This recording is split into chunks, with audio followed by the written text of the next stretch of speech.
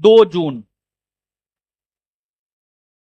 को रात में 10 बजे के आसपास जो भी घटना हुआ उसको लेकर के एफआईआर हुआ 11:50 पर, और बेवजह गलत तरीका से हमारी अरेस्टिंग बीमारी की अवस्था में हो गई सुबह में 4 बजे के आसपास। ठीक है, बहुत अच्छी बात है। बिना किसी जांच छानबीन की हमारी गिरफ्तारी हो गई। इसके बाद आगे सुनिए। अब 10 अगस्त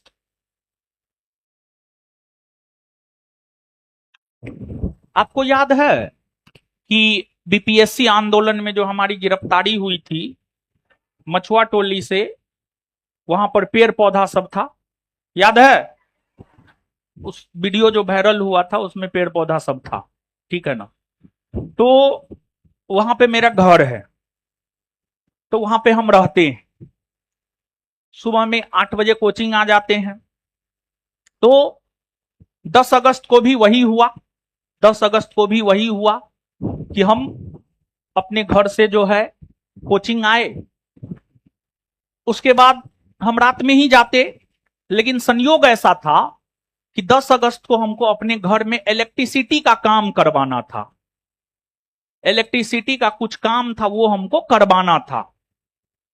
तो शाम में 4:30 बजे के आसपास जो है हम कोचिंग से कुछ लोगों को भेजे कि आप जाइए मिस्त्री को लेकर के भेजे, काम करवा दीजिएगा। तो वहां पर जो मेरा घर है, वहां का जो मेन दरवाजा है, वहां के मेन दरवाजा का मेरा ताला तोड़ दिया गया था। ठीक है, ताला तोड़ दिया गया। और एक व्यक्ति जिसका मेरे पास सीसीटीवी फुटेज है, एवरीथिंग है, फोटो है, वीडियो है, सब कुछ है, वो मेरे घर का ताला तोड़ दिया। वो अपना ताला लगा दिया। ठीक है, वो अपना ताला लगा दिया। इसके बाद वो क्या किया, 4 गो महिला को अंदर में घुसा दिया। ठीक है, 4 महिला को अंदर में घुसा दिया। मेरा जो सीसीटीवी कैमरा लगा हुआ था, सीसीटीवी कैमरा का जो मेन डीवीआर होता है, डीवीआर चोरी हो गया। वहां पर जो है हमारे साथ हमारा एक दोस्त रहता है, उसकी बहन सब इंस्पेक्टर है, वो भी कभी कभी आती है। जब इलाज करवाना होता है, उसको बच्चा हुआ है, उसको इलाज करवाना होता है, वो भी कभी कभी आती है। उसका जो है डबल स्टार वाला जो है वर्दी लगा हुआ था, वर्दी भी चोरी कर लिया। ठीक है, ये तमाम प्रकार की घटनाएं हुई। हम कोचिंग पे थे, हमको जानकारी मिला 5 बजे के आसपास। 5 बजे के आसपास जब हमको जानकारी मिला तो हम 112 को फोन किए। 112 को फोन किए तो 112 जो है समय पे पहुंचा। 112 के पहुंचने के बाद हम वहां पहुंचे। जब हम वहां पहुंचे तो देखे मेरे घर में किसी दूसरे का ताला लगा हुआ है। तो फिर पुलिस के सामने हमने उस ताला को तोड़ने का प्रयास किया, लेकिन ताला नहीं टूटा, ताला काफी मजबूत था। तो फिर हमको पता था, तो हम किसी अपने आदमी को पुलिस के सामने में ही जो है हम बोले कि जाइए अंदर से खोल लीजिए, खुल जाएगा। अंदर से जब खोला गया तो देखा गया उसमें 4 गो महिला है। 4 गो महिला है। उसके बाद हम भी वहां पहुंचे। उसके बाद जो हम पुलिस को एप्लीकेशन लिखने के बाद हम थाना पर दिए। ठीक है, थाना पर दिए। और फिर हम अपने से एसएचओ को फोन भी किए कि ऐसा ऐसा हुआ है, आप केस दर्ज कीजिए।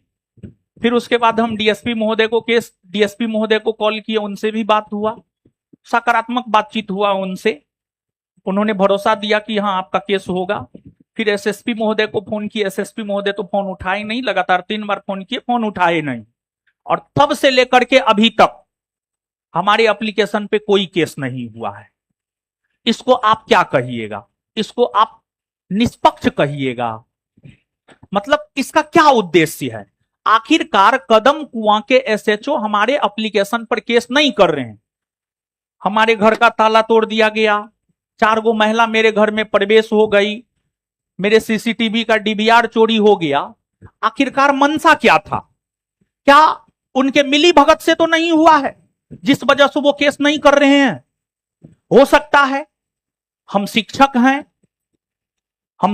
हैं तो हम पे जो है मतलब हमारा चरित्र सब चीज है। जिस रोज चरित्र पे दाग लग गया उस रोज मेरा करियर खत्म। क्या उनके इशारे पर ही हमारे घर में तो 4 महिला नहीं इंटर करवा दिया गया और फिर हम उसको पकड़ के दिए, एक आदमी और 4 महिला पकड़ के दिए। थाना को होना चाहिए वो 5 को थाना ले जाए, लेकिन वो 5 को छोड़ दिया गया, थाना नहीं ले जाया गया और अभी तक उसके ऊपर केस नहीं हुआ है। तो अब अगला मनसा जो है कदम कुआं के एसएचओ का ये है कि येन केन प्रकारेन, जैसे गलत तरीका से हमको अरेस्ट करके बीमारी की अवस्था में हमको जेल भेज दिया। अब उसका मकसद है कि इसके छवि को जो है कैसे भी धूमिल करना है, कैसे भी खराब करना है। तो हम एसएसपी महोदय से, डीजीपी महोदय से और बिहार के मुखिया माननीय मुख्यमंत्री श्री सम्राट चौधरी जी से रिक्वेस्ट करते हैं कि इन पर सर आप कार्रवाई कब कीजिएगा। जब हमारी भी मौत हो जाएगी, हमको भी मार दिया जाएगा षड्यंत्र के तहत, तब आप कार्रवाई कीजिएगा। हम भी यहां के आम नागरिक हैं, हमें भी आपसे ही न्याय की उम्मीद है, तो हमारे साथ दोहरा व्यवहार मत कीजिए, हमको भी न्याय देने का प्रयास कीजिए। हम तो यही कहेंगे, बाद बाकी आपके हाथ में है। जो घटना था, घटना से हमने आपको अवगत करवाया। मेरे घर का ताला तोड़ दिया गया, मेरे घर में 4 महिला को प्रवेश करा दिया गया, सीसीटीवी का डीवीआर चोरी हो गया, सब कुछ हुआ। इसके बावजूद आप अभी तक केस दर्ज नहीं किए हैं। क्या आपकी मानसिकता है? कुछ ना कुछ तो आपके दिमाग में चल रहा होगा और आप षड्यंत्र करके हमको भी मरवा सकते हैं। तो हम सरकार से और सरकार के आला अधिकारियों से यह मांग करते हैं कि इस पर कानूनी कार्रवाई कीजिए। ठीक है, बताइए, छोटी घटना है जी, छोटी घटना है। और इसमें क्या बोल रहा है जानते हैं? जब बोले केस का है, वह बोल रहा है जांच करेंगे तब केस करेंगे। जब जांच करेंगे तब केस करेंगे, तो यहां पर 11:50 पर जो है केस हुआ और 4 बजे हमको अरेस्ट कर लिए, तब आपका जांच कहां चल गया था? तब तेल लेने गया था जांच आपका? जांच करेंगे तब केस करेंगे। ठीक है,